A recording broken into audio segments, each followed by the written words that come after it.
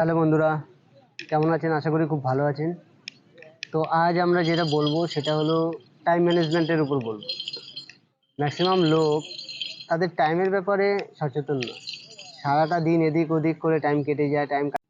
দেখুন, টাইম এমন জিনিস, টাইমের ব্যাপারে জানে না, ম্যাক্সিমাম জানে।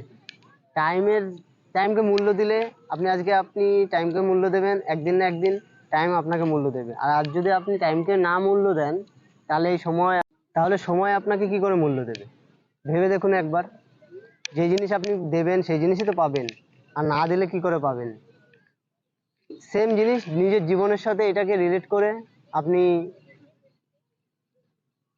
রিলেট করে আপনাকে চলতে হবে। কেননা সময় এমনই জিনিস, সময় সঙ্গে সঙ্গে সবকিছু দেয় না। সময় সবারই ধৈর্য পরীক্ষা নেয়, তারপরে সবাইকে সবকিছু দেয়। সময়ের অনেক রুলস আছে।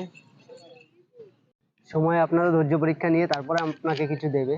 তো সময়কে এখন ব্যবহার করা নিজের জীবনের সাথে শুরু করে দিন। যেইটুকুনি পারবেন নোট করুন, সকাল থেকে কি কি করবেন। দেখতে পাচ্ছেন পেছনে বিল্ডিংটা, এটাও কিন্তু সময়ের সাথে সবকিছু হয়েছে।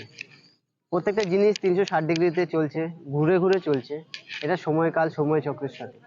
তো সময় চক্রটাকে পেতে গেলে আপনার জীবনে আপনার জীবনের সাথে রিলেট করিয়ে চালান।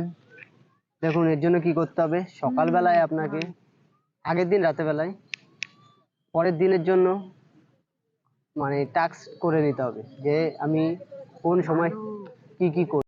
খাতায় লিখুন, প্রথম কি করবেন সকালবেলা 7টার সময়, 7টা থেকে 7:30 কি করবেন, 8টায় কি করবেন, 8:30 কি করবেন, 9টায় কি করবেন, A to Z time to time লিখুন। এইভাবে টাইমটাকে ম্যানেজ করুন, করে করে ওই কাজগুলো করুন। টাইমটা দেখবেন আপনার হাতে। খাতায় লিখবেন, খাতায় লেখার পর ওই টাইম অনুযায়ী আপনার কাজগুলো করবেন। আর যাকে যখন সময় দেবেন সেই সময়েই তার সেই কাজটা করে দেবেন। কোনো কিছুতে মিথ্যা কথা বলবেন না, যা বলবেন সত্যি বলবেন। দেখবেন দেখবেন আপনার কিছুতে আটকাবে না। কেননা মানুষ আটকায় একটা কারণেই, সে মিথ্যা যখনই পথে চলে যায় তখনই কিছুতে কিছু আটকে যায়। টাইম ম্যানেজমেন্ট খুব সরল জিনিস। এটা একদিন একদিন আপনাদের লিখিয়ে আমি এটা বুঝিয়ে দেব। আশা করি এই ভিডিওটা আপনারা বুঝতে পেরেছেন। এই ভিডিওতে আমি যা যা বলেছি এগুলো আপনারা ইমপ্লিমেন্ট করুন আপনাদের জীবনে, দেখবেন অনেক উপকার পাবেন।